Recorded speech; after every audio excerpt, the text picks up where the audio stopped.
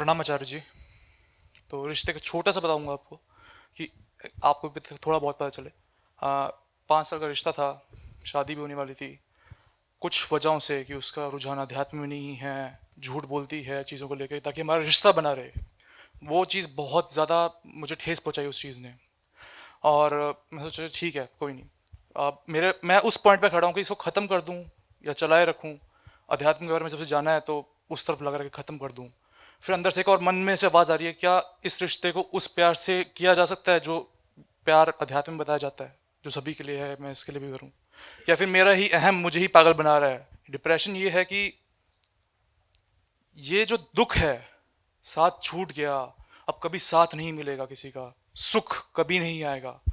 तो अंदर से जो एक चीज रोक रही, खींच रही है अंदर से बहुत ज्यादा कि ये सुख कभी नहीं मिलने वाला वरुण, कभी कुछ नहीं होगा, तो एक्सेप्ट कर चीजों को और आगे बढ़।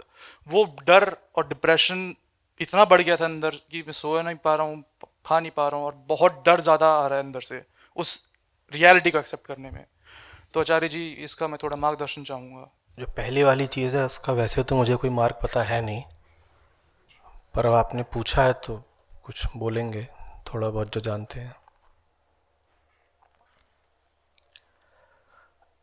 देखो, अगर मुझे ये पता होता कि किसी ऐसे व्यक्ति में अध्यात्म के लिए रुचि कैसे पैदा करें जो उधर को देखना ही नहीं चाहता, तो ये जादू मैंने कब का कर डाला होता ना।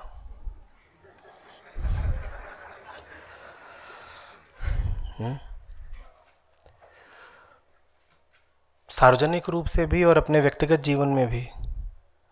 पर न तो मैं सार्वजनिक रूप से बहुत कुछ कर पाया हूँ, और व्यक्तिगत संबंधों में भी कोई बहुत सफलता नहीं मिली है इस दृष्टि से। तो मैं तो यही कह सकता हूँ कि ये बात आप पर आधी से भी कम आश्रित है। इसका ज़्यादा संबंध तो दूसरे व्यक्ति के अपने चुनाव से ही है। आप कोशिश पूरी कर सकते हो, तरह तरह की विधियां लगा सकते हो, उन विधियों से आपको फायदा हो जाएगा, उसको होगा या नहीं कुछ निश्चित नहीं। जब आप किसी दूसरे की बेहतरी के लिए बिल्कुल साफ मन से काम करते हो, जितना भी साफ कर सको, पूरा तो किसी का साफ होता नहीं, अधिकतम जितना भी साफ रख सकते हो, उसके साथ जब तुम किसी की भलाई के लिए कुछ करते हो, तो अक्सर ये पाया गया है कि दूसरे व्यक्ति को कम फायदा होता है, तुम्हें ही ज्यादा हो जाता है। क्योंकि दूसरे को जो समझाना है उसको समझाने के लिए आप समझदार हो जाते हो, नहीं तो समझाओगे कैसे। तो कोशिश पूरी करके देख लो, होता नहीं है।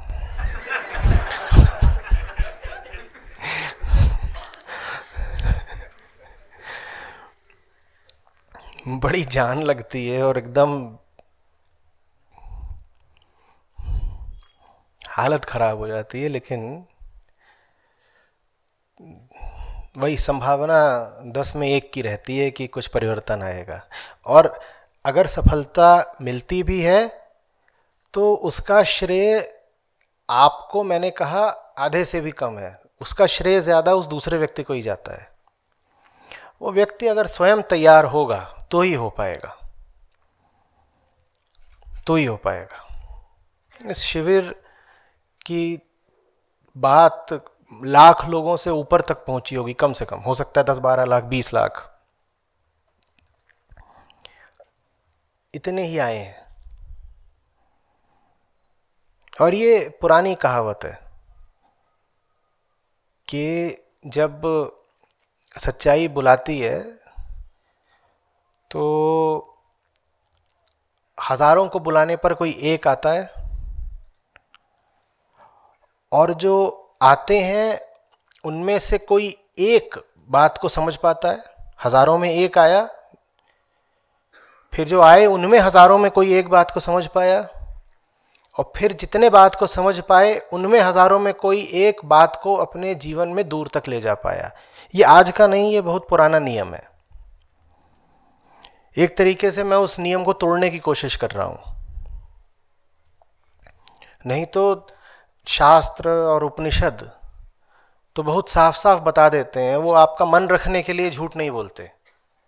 वो साफ कह देते हैं कि देखो हमारी बातें तो सिर्फ उनके लिए हैं जिनमें ज़रा योग्यता हो,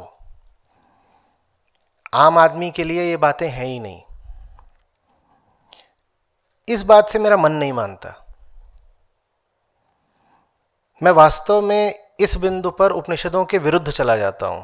उन्होंने तो कह रखा है कि कोई ज़रूरत नहीं है सरेआम ढिंढोरा पीटने की, कोई ज़रूरत नहीं है हमें सार्वजनिक करने की।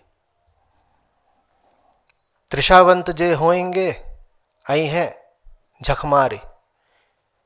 जो प्यासे होंगे, जो त्रिषावंत होंगे, वो खुद ही आएंगे झक मार के। तुम क्या जगह जगह ढिंढोरा पीटते फिरते हो, उसकी कोई ज़रूरत नहीं है। तो पुरानी बात तो ये है, पर इस बात में मुझे थोड़ी कठोरता लगती है। तो कोशिश कर रहा हूँ अपनी ओर से सब तक बात ले जाने की, ऐसों तक भी बात ले जाने की जो न सिर्फ ऐसी बातों से कोई रिश्ता नहीं रखते, बल्कि ऐसी बातों के बिल्कुल खिलाफ हैं।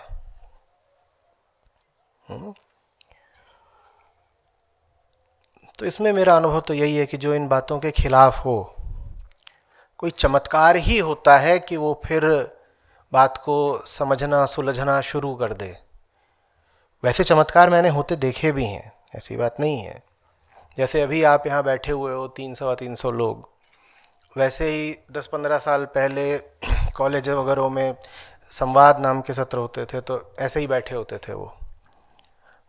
बस इतना अंतर है कि आप सब अपनी स्वेच्छा से आए हो, अपने घरों से समय निकाल करके आए हो, अनुदान करके आए हो, यहाँ रह रहे हो होटलों वगैरह में, उसमें भी खर्चा कर रहे हो आप लोग। वहाँ वो जो स्टूडेंट्स होते थे उनको ज़बरदस्ती पकड़ के come on, yes this way CS, that way EC, there ME, yes civil there, biotech here, chemical in front. तो उनको ऐसे बैठा दिया जाता था और ऐसे ही 3-3, 4-4 घंटे भी बात हो जाती थी कई बार। और वो अपना कूद रहे होते थे, चिल्ला रहे होते थे हमें जाने दो, हम मर जाएंगे, हमारे कान से खून आ चुका है, हम भी बर्दाश्त नहीं कर सकते, क्या बोल रहे हो, क्यों बोल रहे हो, हमारे तो खेलने खाने के दिन है। तो ये सब चल रहा होता था, लेकिन चमत्कार हुए। उन्हीं में से 1, 2, 4, 300 में से 1, 2 फिर निकल करके आए, वो मेरे सहायक भी बने। उनमें से कुछ लोगों से आप परिचित भी हैं, पर अनुपात यही समझ लीजिए कि 300 बैठे हैं तो 1 या 2। तो आपके भी मान लीजिए अगर 300 अफेयर होंगे तो उसमें से 1 या 2 बार आप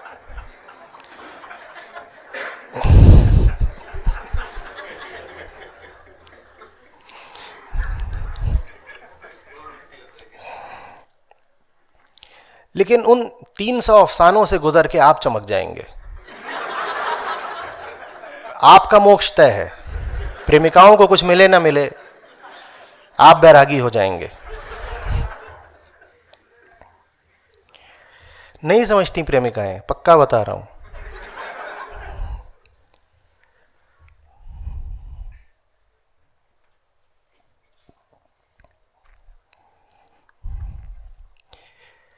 अब दिल आपका वैसे ही डूबा हुआ है, मैंने और बोल दिया, कहेंगे डिप्रेशन पे डिप्रेशन।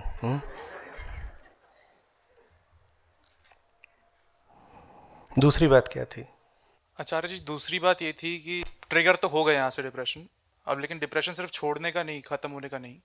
डिप्रेशन इस बात का आ रहा है कि अब जो ये सुख के हम ढूंढ रहा था मैं तरीके, ये सब नकली था, जब समझ आ रहा था सुन के, उसमें डिप्रेशन ये आ रहा है कि ये आखिरी पॉइंट था, अब वरुण इसके बाद ख़त्म कर दे क्योंकि ये चीज़ सच नहीं है।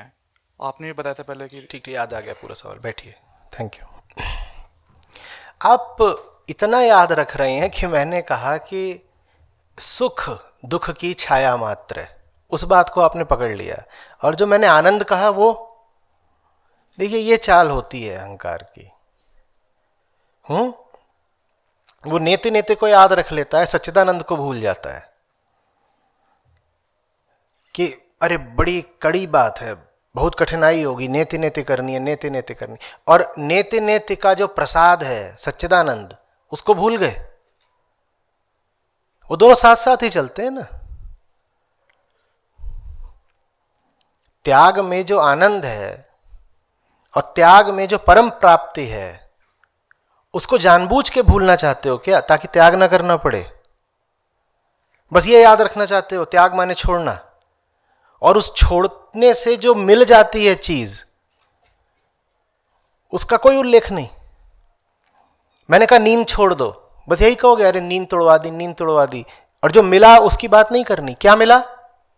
जागरण मिला। उस जागरण का कोई मूल्य ही नहीं। कहिए सपना टूट गया, सपने का बड़ा मूल्य था, जागृति मिली, जागृति का कोई मूल्य ही नहीं। बात ही नहीं कर रहे, कह रहे डिप्रेशन में चले गए। आनंद में डिप्रेशन होता है?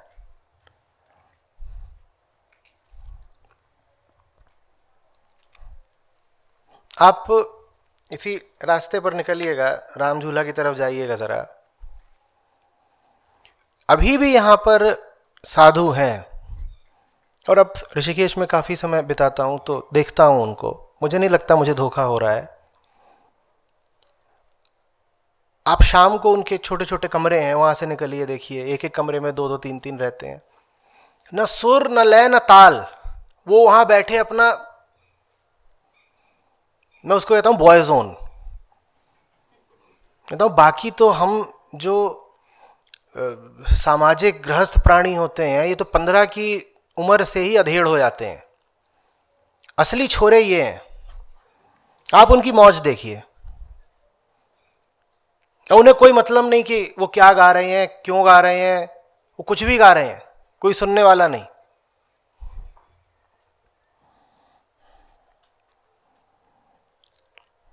समझ रहे हैं? कुछ अच्छा भी गाते हैं, मैं ये नहीं कह रहा सब बेसुरे हैं, लेकिन मैं कह रहा हूं सुर से उनको बहुत मतलब नहीं है।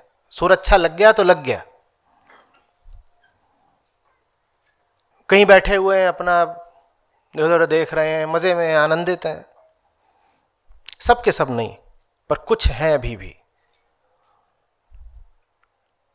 और आप कह रहे हैं डिप्रेशन। अध्यात्म तो डिप्रेशन की दवाई है। अध्यात्म में डिप्रेशन कहां से हो जाएगा? बड़ी मौज आ जाती है। कुछ घंटे ही उनके साथ बिता करके देखिए, बड़ा मजा आएगा। ये जो घूम रहे हैं, ये निकला, ये जो ऐसे, ये उनके साथ 2-4 दिन रह करके आया। और वो देखिए दाढ़ी वाले जो घूमते रहते हैं, रोहित, उनका तो रोज का काम है, ये ऐसे चलने लग गया है। उनका रोज का काम है, दिन भर वो मेहनत करते हैं, अपना दिन भर घूम रहे हैं इधर उधर। रात को इनके मंदिर में चले जाते हैं और वहां पर चलता है अटूट भजन, अखंड गायन, वो रुकता नहीं है। एक टोली आती है, फिर दूसरी आती है, तीसरी आती है, तो जाके उनके साथ बैठ जाते हैं। 12 बजे 2 बजे 3 बजे तक वहीं अपना बैठे हुए हैं, अपना करे जा रहे हैं, करे जा रहे हैं। शायद उसी रुख का नतीजा ये निकला है कि आज आप इस तरह का शिविर देख पा रहे हैं। हमने ऐसा पहले कभी नहीं आयोजित किया था। इसको आयोजित करने के लिए भी एक मस्त मलंग चेतना चाहिए, वो साधुओं के साथ ही मिलती है। काम में तनाव ही नहीं होता, जबरदस्त मस्ती होती है, नहीं तो आप काम कर ही नहीं पाएंगे। खासतौर पे आध्यात्मिक काम इतनी ज्यादा पीड़ा देता है, इतने घर्षण से गुजारता है, इतने विरोध का सामना करना पड़ता है उसमें, कि अगर आपके पास एक मौज नहीं है आंतरिक, बेफिक्री, तो आप उस काम में चलेंगे ही नहीं। थोड़ी दिन बाद आप ढहना शुरू हो जाते हैं कि अरे ये क्या हो गया, वो क्या हो गया।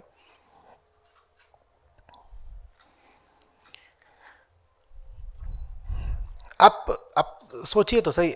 अब ये है शुभंकर, ये रात में यहाँ पर ही रहते हैं, इसके बाद मुझे वापस लेकर के जाता है, मेरे साथ बैठेगा, काम होगा, आप लोगों की अगले दिन की जो वेन्यूज़ है मॉर्निंग एक्टिविटी की उन पे निर्णय होगा। उसके बाद बैठ करके ये दिन भर के रुपए पैसे का हिसाब करेंगे, कहाँ खर्च हो गया, कहाँ पे क्या हुआ क्या नहीं, कल किसको कितना देना है, ये सब करेंगे। ये सोते हैं 2 बजे 3 बजे, और सुबह आपकी गतिविधि कितने बजे शुरू हो जाती है? 6:30, 6:30 आपके पास पहुंच जाते हैं। कर ही नहीं सकते। आप में से कौन अपनी जॉब में ये कर सकता है? आपकी जॉब ही ऐसी नहीं है कि आप ये कर पाओ। और इसने कल ऐसी नालायकी की हरकत की, सो रहा था, मैं था, बाकी लोग थे नहीं। बाकी क्यों नहीं थे? कोई यहाँ पे पढ़ के सो रहा है, कोई यहाँ सो रहा है, कोई वहाँ सो रहा है। तो हम जहाँ पर थे वो जगह खाली पड़ी हुई थी। तो ये सोया 3 साढ़े 3 बजे, मैं भी 3 साढ़े 3 सोया।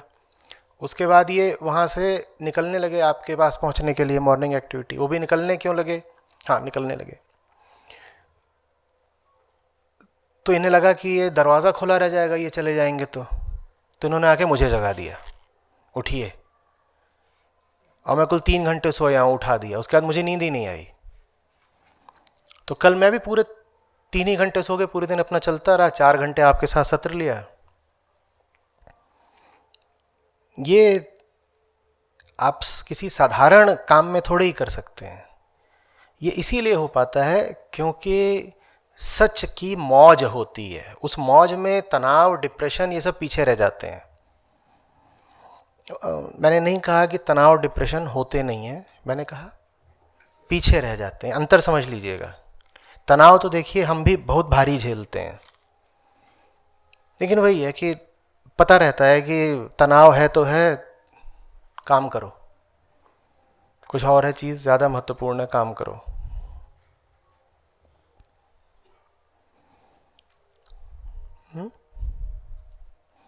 बीच बीच में ऐसा लगेगा कि कहीं मैं बेवकूफ़ तो नहीं बन रहा। सबको लगता है, ठीक है, सबको। उन पलों को गुजर जाने दीजिएगा। बस शांत रह करके गुजर जाने दीजिएगा, कोई निर्णय मत ले लीजिएगा उस समय। ये आप में से जो भी लोग उत्साहित हो गए हों कि अब हम कुछ ज़रा अच्छा जीवन जिएंगे, आध्यात्मिक निर्णय लेंगे, आपको सबको मैं अग्रिम चेतावनी दे रहा हूँ। बीच बीच में लगेगा कहीं मेरा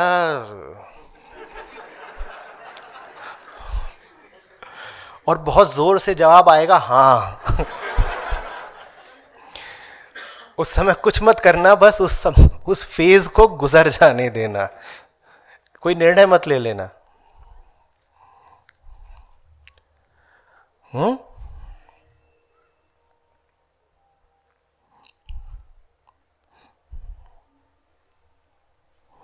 देखिए, कुछ दबाना छुपाना होता तो मैं बहुत सारे और काम थे वो कर सकता था। आपके साथ वो करना मेरा उद्देश्य नहीं है। पता नहीं सुनने में कैसा लगेगा, लेकिन बता ही देता हूँ। ऐसा शायद ही कभी हुआ हो कि किसी भी सत्र में आने के लिए मैं बहुत उत्साहित रहा हूँ। मेरे लिए एक झंझट होता है क्योंकि मैं उससे पहले काम कर रहा होता हूँ, और मुझे ये सब पहनना अच्छा नहीं लगता है। मैं आमतौर पे बॉक्सर शॉर्ट्स में रहता हूँ, ऊपर बनियान या टी शर्ट में, और अपना मज़े से कहीं बैठ के लेट के कुछ कर रहा होता हूँ। फिर ये पहनो, फिर बाल कंघी करो, फिर ढूंढो मोज़े कहाँ रखे हैं, ये करो वो करो, गाड़ी में बैठो, यहाँ वो तमाम तरीके का दिखावा, ये सब।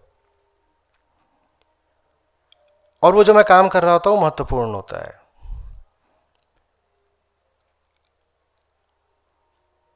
तो ऐसा नहीं है कि आनंद की बहार आई हुई है हर समय और आप कह रहे हो चलो चलो चलो चलो चलो, भगवान जी का काम है वो तो करना ही है, चलो बुलावा आया है।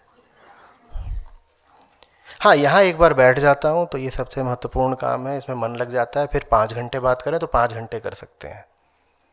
फिर मैं यहाँ से बाहर निकलूँगा और याद आएगा इतनी सारी चीज़ें पड़ी हैं, चलो जल्दी वो निपटानी है। तो बहुत समय तक और बहुत दूर तक भी जा करके ये एहसास तो बना ही रहेगा कि तनाव है, झंझट है, लेकिन साथ ही साथ कुछ ऐसा मिला रहेगा जो उस तनाव और झंझट से ज़्यादा मूल्यवान है, तो आप अपना काम करते रहेंगे। समझ रहे हैं आप बात को? बीच बीच में ऐसा होता था कि सुबह सत्र आयोजित हो जाते थे और वो मेरे लिए बड़ा दुखदाई होता था, क्योंकि वही मेरे सोने का समय होता है। तो उठ करके मैं कैसा अनुभव करता था वो मैं ही जानता हूँ। ऐसे बैठा रहता था बहुत देर तक, मैं ये क्यों कर रहा हूँ, बस यही सवाल, मैं क्यों कर रहा हूँ अपने साथ। आप 2-2.5 घंटे सोए और नींद बस अब गहरी हो रही थी और आपको जगा दिया गया। जिसने जगाया उसकी भी शामत है, उसको ऐसे जलती हुई आंखों से घूरा जा रहा है।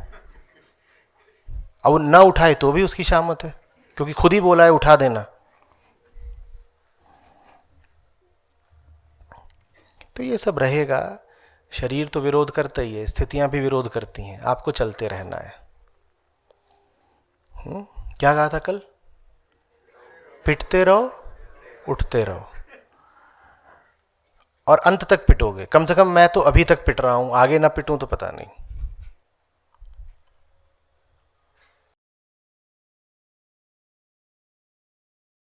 प्रणाम आचार्य जी। सर जी, प्रश्न थोड़ा व्यक्तिगत है, इसलिए थोड़ा संक्षेप में बताऊंगा कि अभी जीवन में मेरे आगे दो रास्ते दिखते हैं मुझे। कि एक तरफ मतलब सिक्योरिटी दिखती है और समाज में प्रतिष्ठा दिखती है और काम वासना की पूर्ति दिखती है शादी की तरफ, और दूसरी तरफ लगता है कि जैसे आपने ज़्यादा गिरोगे और उठोगे तो थोड़ा मतलब हिम्मत की कमी वहाँ लगती है। दूसरा मन में ये भाव बहुत बार आता है कि जैसे जिनके साथ मैं पहले मतलब रिश्ता था मेरा, तो मैं उनको अपने साथ ले लूँ तो कहीं ना कहीं मैं उनको भी ऊपर उठा पाऊँगा। तो आसक्ति एक वो मेरे उनके साथ जुड़ी हुई है अभी मैं कोशिश करता हूँ कि उनको जहाँ तक मैं ऊपर उठा पाऊँ। लेकिन वो मतलब जैसे आपके बारे में कुछ बताता हूँ तो वो रेसिस्ट करते हैं, मतलब मुझे उस तरफ नहीं जाना। तो ये थोड़ा द्वंद्व भाव रहता है कि मैं जान के ही मन में भाव आ रहा है कि मैं उनको साथ लूँ या हिम्मत करके मैं अपना अलग उस रास्ते पे चलूँ। देखो, दो बातें होती हैं दूसरों के साथ चलने में। बैठो।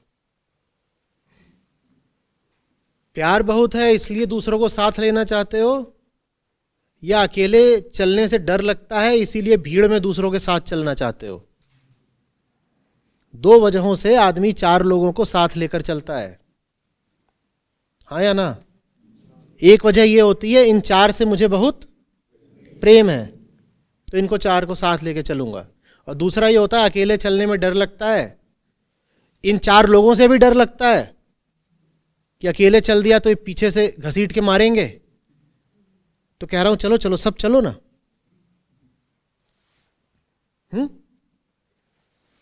जैसे नए नवेले दंपति होते हैं संयुक्त परिवार में, उनको जाना है बाहर डिनर करने। अब जाना तो अकेले ही चाहते हैं, पर घर की परंपरा है कि जहां जाता है पूरा खानदान जाता है। 28 जाते हैं, वहां पर टेबल नहीं रिजर्व होता, पूरा रेस्टोरेंट रिजर्व किया जाता है। तो अब जाना तो अकेले चाहते हैं, पर फिर सबसे बोलेंगे चलो ना तुम भी चलो ना, चलो चलो तुम भी चलो तुम भी चलो। अब बोल ये इसीलिए रहे हैं कि चलो खाना पूर्ति कर दें, लेकिन 5-7 ऐसे भी होते हैं जो क्या ही देते हैं, हाँ चलते हैं ना। और फिर एक दूसरे की ओर दोनों देख रहे हैं कि ये चल दिए। क्यों लेना चाहते हो दूसरों को साथ? कहीं ऐसा तो नहीं कि उनको छोड़ोगे तो बहुत मारेंगे?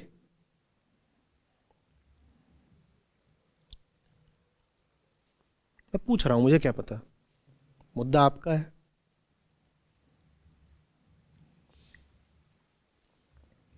दूसरों की बेहतरी के लिए दूसरों को साथ लेना चाहते हो या अपनी बेहतरी के लिए दूसरों को साथ लेना चाहते हो?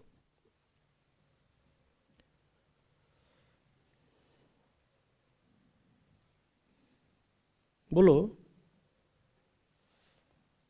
उत्तर सिर्फ आप दे सकते हैं।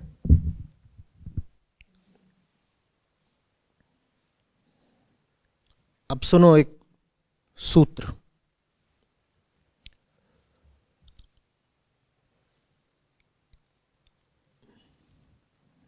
आप उनको जिस राह ले जाना चाहते हो, वो उस राह पर अपने आप उस दिन आपके पीछे पीछे आएंगे जिस दिन उन्हें दिख जाएगा कि उस राह पर आप उनके बगैर अकेले भी चल सकते हो। बात थोड़ी विरोधाभासी है। जिस दिन तक उन्हें पता है कि सच की राह पर आप अकेले चल ही नहीं पाओगे क्योंकि आप बड़े दुर्बल हो, वो आपके साथ आएंगे नहीं। और नहीं आएंगे, बिल्कुल ठीक बात है, क्योंकि अगर आप दुर्बल ही हो तो सच की राह पर कर क्या रहे हो? तो कहेंगे ये मस्खरा, ये हमको अध्यात्म सच्चाई बताएगा, बैठ यहां। और आप बैठ भी गए, तो क्यों आपके साथ आए? क्योंकि आप तो हो ही दुर्बल।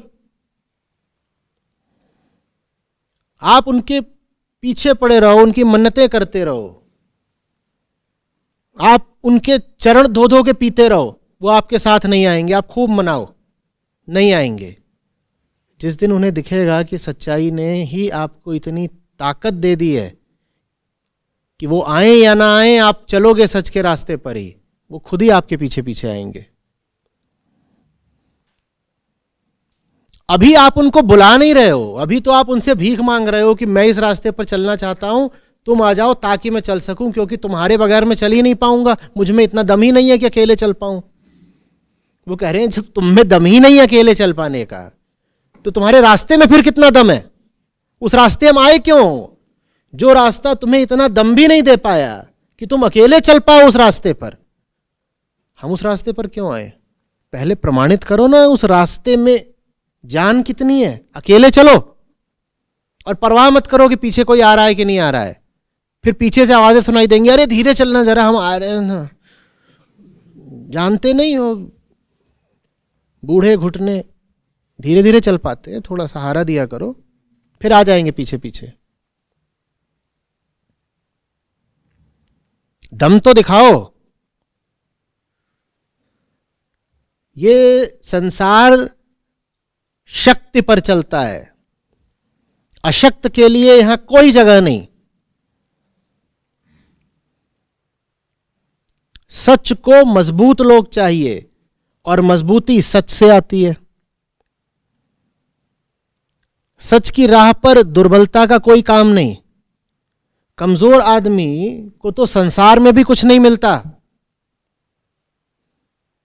उसको संसार के पार क्या मिलेगा?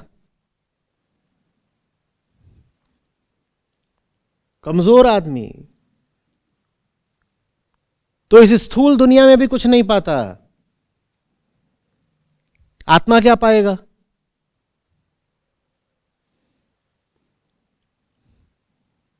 कमजोर आदमी 2 किलो वजन नहीं उठा पाता,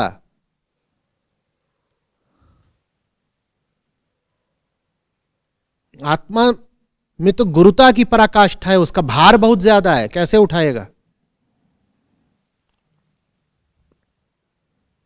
और यह नहीं कर सकते कि पहले मजबूत हो जाऊंगा फिर सच की ओर जाऊंगा। मजबूती आएगी भी सच से ही। तो बल को याद रखा करो, बल के बिना कोई अध्यात्म नहीं।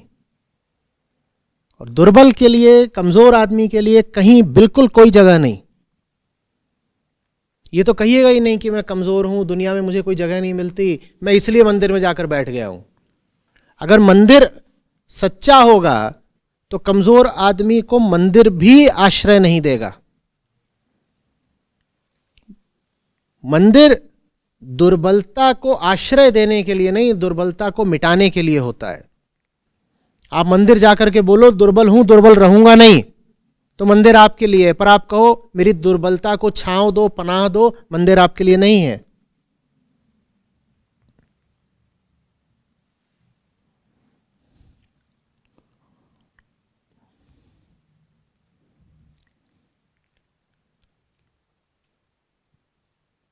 आ रही बात समझ में?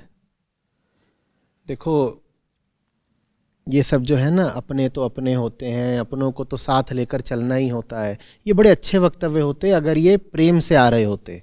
ये प्रेम से नहीं आ रहे होते, ये डर से आ रहे हैं।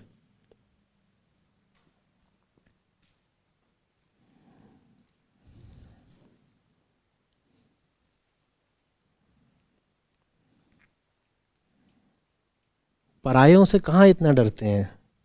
सबसे ज्यादा डर किससे लगता है?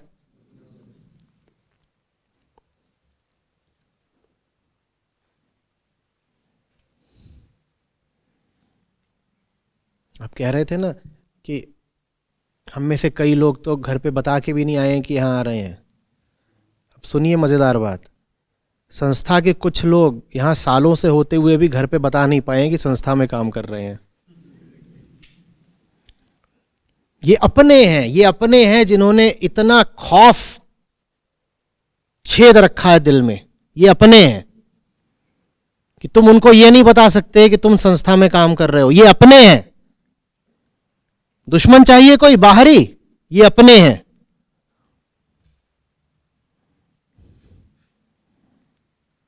अपने तो अपने होते हैं।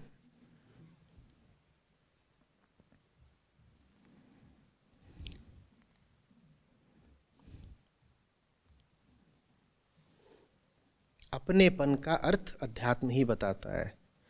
अध्यात्म नहीं है आपके जीवन में तो प्रेम नहीं होगा। प्रेम की बड़ी ललक हो जिन्हें, वो वेदांत की ओर आए। जिसने ये समझ लिया, सिर्फ उसी के जीवन में प्रेम उतर सकता है। और अगर आप इसको देखना, सुनना, समझना नहीं चाहते तो बहुत झूठे किस्म का प्रेम पाले बैठे हैं आप, और उस झूठे प्रेम को बचाने के लिए आप उपनिषदों से दूर भागते हैं।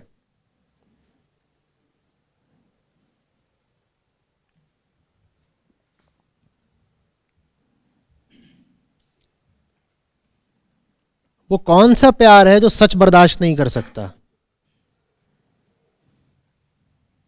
प्यार अगर सच के साथ नहीं है तो कैसा है?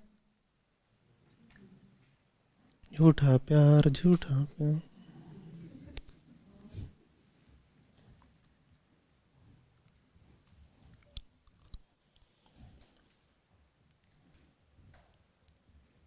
कुछ फरमाया?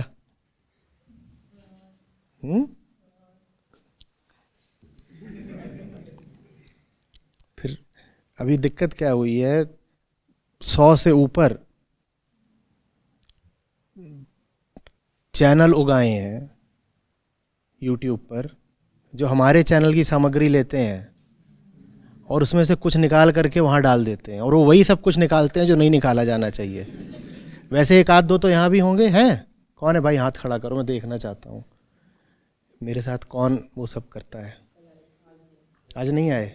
शिविर तक में आए नोट करने कि कौन कौन सा माल निकाला जाएगा इससे। अभी मैं ये गा दूं, 3 दिन के अंदर वो बस इतना सा निकाल के।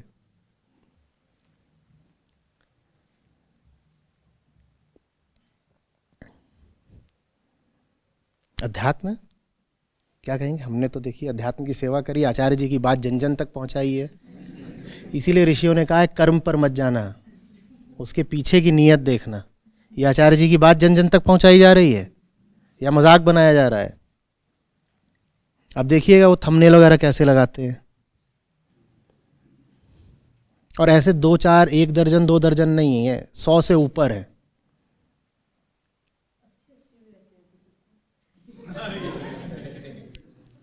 अच्छी बात है। अब इससे क्या समझे आप? इससे ये समझो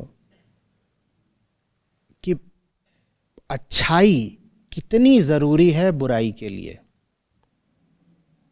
बुराई अगर पूरी बुरी हो गई तो मिट जाएगी। दूध वाला पूरा ही पानी दे दे तो मिट जाएगा। समझ में आई बात? अच्छाई बहुत जरूरी है बुराई को कायम रखने के लिए। दूध वाले ने पूरा ही पानी दे दिया तो मिट जाएगा। थोड़ी अच्छाई थोड़ी बुराई, ये दूर तक जाती है। बुराई को बचाना है तो उसे आटे में नमक की तरह मिला दो, बहुत दूर तक जाएगी। अब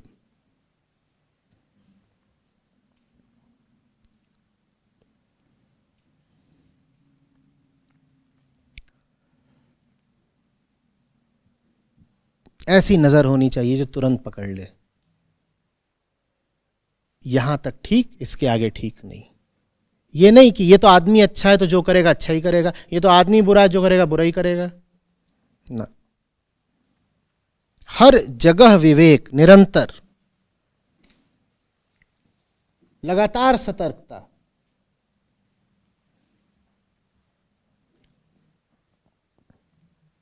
और उसका अभ्यास किससे शुरू करना है?